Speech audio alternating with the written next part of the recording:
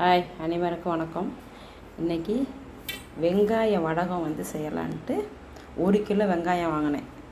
சின்ன வெங்காயம் வாங்கி தோலெல்லாம் உரிச்சிட்டு கழுவி நல்லா தொடச்சிட்டு நைஸாக அரிஞ்சு கையால் பிணைஞ்சு அதில் கொஞ்சம் கல் உப்பு 1 ஸ்பூன் மஞ்சத்தூள் போட்டு காய வச்சேன். இன்றைக்கி ஃபுல்லாகவே காய வச்சேன். காலையில் அரிஞ்சு இன்றைக்கி ஃபுல்லாகவே காய வச்சேன். நல்லா அந்த அளவுக்கு காஞ்சி வச்சு பாருங்கள். இப்போ இதுக்கு எல்லாத்துக்குமே ஜாமான் சேர்த்துக்கணும். சரி, சோம்பு, சீரகம், கடுகு எல்லாமே சேர்த்துக்கணும். வாங்க அதை பார்க்கலாம். அப்படியே தட்டில் உள்ளதை ஃபுல்லாகவே இந்த சில்வர் பாத்திரத்தில் எல்லாத்தையும் ஒன்றா கொட்டிக்கிட்டேன். இப்போ இதில் 2 வரமிளகாய், 1 ஸ்பூன் மிளகு, இதை கொஞ்சம் கல் உப்பு போட்டு இதில் நம்ம அரைச்சிட்டு வந்துடலாம். மிக்சியில் அரைச்சிட்டு வந்துடலாம். இந்த அளவு கல் உப்பு போட்டதை இதை அப்படியே அரைச்சிட்டு வந்துடலாம். அதை அரைச்சிட்டு வந்துடாச்சு. இதில் மாற்றி வச்சுருக்கேன். இப்போ இது ஒரு 100 பூண்டு இருக்கும். இதையும் சும்மா சரப்புறன்னு அரைச்சிட்டு வந்துடுவோம். பூண்டையும் சரப்புறன்னு அரைச்சிட்டு வந்தாச்சு. கருவேப்பிலை நைஸாக நறுக்கி வச்சுருக்கேன். இப்போ எல்லாத்தையும் இதில் சேர்த்துக்கலாம். இப்போ வாங்க ஒன்று ஒன்றா அதில் சேர்த்துக்கலாம். இது மிளகு, வரமிளகாய் 2, உப்பு, கல் உப்பு இதில் சேர்த்தாச்சு. இங்கே பாருங்கள், 50 கடுகு சேர்த்துக்கிறேன். ஏற்கனவே வரமிளகாய் 2, மிளகு 1 ஸ்பூனுக்கிட்ட கொஞ்சம் கல் உப்பு அரைச்சி போட்டிருக்கேன். இப்போ இதில் 50 கடுகு சேர்த்துக்கிறேன். வெந்தயம் 50 சேர்த்துக்கிறேன். வெந்தயம் 50. சோம்பு 50ஓட கொஞ்சம் கம்மியாக தான் இருக்குது, சேர்த்துக்கிறேன்.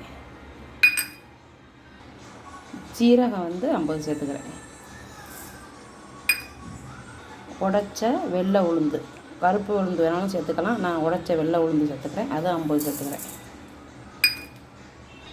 பெருங்காயம் சேர்த்துக்கிறேன். தூள் பெருங்காயம் ஒரு சின்ன பாக்கெட் தான் வாங்கிட்டு வந்தது. அதை ஃபுல்லாகவே சேர்த்துட்டேன். இப்போ இது கூட கருவேப்பிலை, பூண்டு அது 2யுமே இப்போ இதில் சேர்த்துக்குவோம்.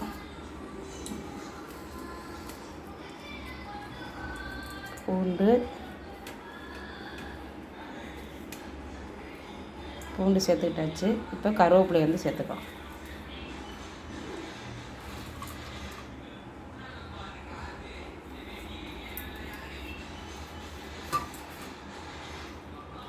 ஒரு கிலோ தான் வெங்காயம், அவ்வளோதான். எல்லா பொருளையும் சேர்த்தாச்சு. இப்போ இதில் முக்கியமான ஒரு பொருள் சேர்க்க போகிறோம், விளக்கெண்ணெய். விளக்கெண்ணெய் நம்ம இப்போ சேர்த்துக்கலாம். மஞ்சத்தூள் சேர்த்துக்கலாம். ஏற்கனவே சும்மா நான் காய வைக்கிறப்போ இந்த ஸ்பூனால் ஒரு அரை ஸ்பூனோட தான் போட்டிருந்தேன். உப்பும் தான் இந்த அளவுக்கு போதும் மஞ்சத்தூள். இப்போ விளக்கெண்ணெய், இந்த இருக்க விளக்கெண்ணெய் இது ஊற்றிக்கலாம்.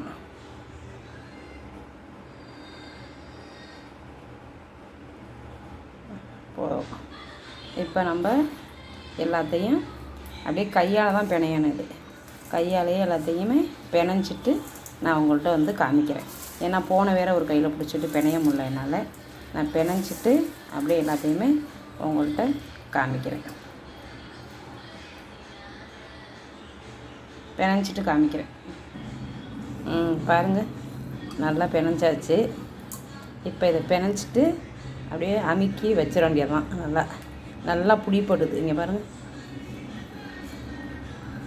நாளைக்கு காலையில் அப்படியே நல்லா விளக்கெண்ணெயை தொட்டுக்கிட்டு பிடிச்சி அப்படியே அப்படியே பிடிச்சி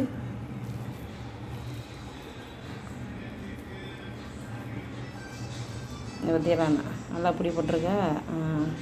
எல்லா சாமானுமே கரெக்டாக இருக்குது. 1 கிலோ தான் வெங்காயம். நான் தான் எல்லாத்தையும் உங்கள்கிட்ட காமிச்சேன். அப்படியே போட்டு அப்படியே அமுக்கி வச்சுட்டு காலையில் நான் உருட்டி வைக்கிறப்ப உங்கள்கிட்ட காமிக்கிறேன். உருட்டி வைக்கிறப்ப நம்ம விளக்கெண்ணெயை கொஞ்சம் கொஞ்சமாக கையில் தொட்டுக்கிட்டு தான் பிடிக்கணும். நல்லெண்ணெய் வேணாலும் போட்டுக்கலாம். நான் விளக்கெண்ணெயை சேர்த்துக்கிட்டேன். நல்ல வாசனை கம்மன்னு இருக்குங்க. பாருங்கங்க, சூப்பராக இருக்குங்க. கருவடகம் கையால் தாங்க பிணையணும். இதை ஸ்பூன் வச்செல்லாம் பிணைய முடியாது. 1 கிலோ தான். சூப்பராக இருக்குது. நல்லா காஞ்சோடனே நம்ம தாளிப்பு போட்டுக்க வேண்டியதான். துவையலும் செஞ்சுக்கலாம். சரி, நாளைக்கு நான் வந்து உருட்டி வைக்கிறப்போ வந்து காமிக்கிறேன் உங்கள்கிட்ட. கருவடம் உருண்டை உருட்டிகிட்டு இருக்கிறேன். உருட்டி நல்லா அந்த மாதிரி உருட்டி வச்சுட்டு அப்புறமா காமிக்கிறேன் உங்கள்கிட்ட. எண்ணெயை நல்லா விளக்கெண்ணெயை நல்லா தொட்டுக்கிட்டு உருட்டணும்.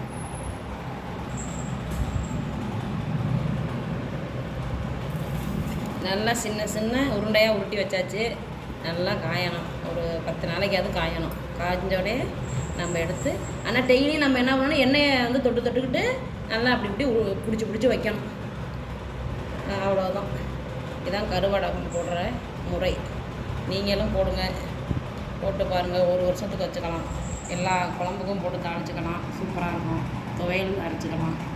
கருவடகம் எல்லா ஜாமாவும் சேர்ந்தது. ரொம்ப நல்லது. துவையல்லாம் அரைச்சி சாப்பிட்டா உடம்புக்கு. ஓகே, நீங்களும் செஞ்சு பாருங்கள். செஞ்சு பார்த்துட்டு வீடியோ லைக் போடுங்க, கமெண்ட் போடுங்க, சப்ஸ்கிரைப் பண்ணுங்கள். ஓகே, பாய். அடுத்த வீடியோவில் சந்திப்போம்.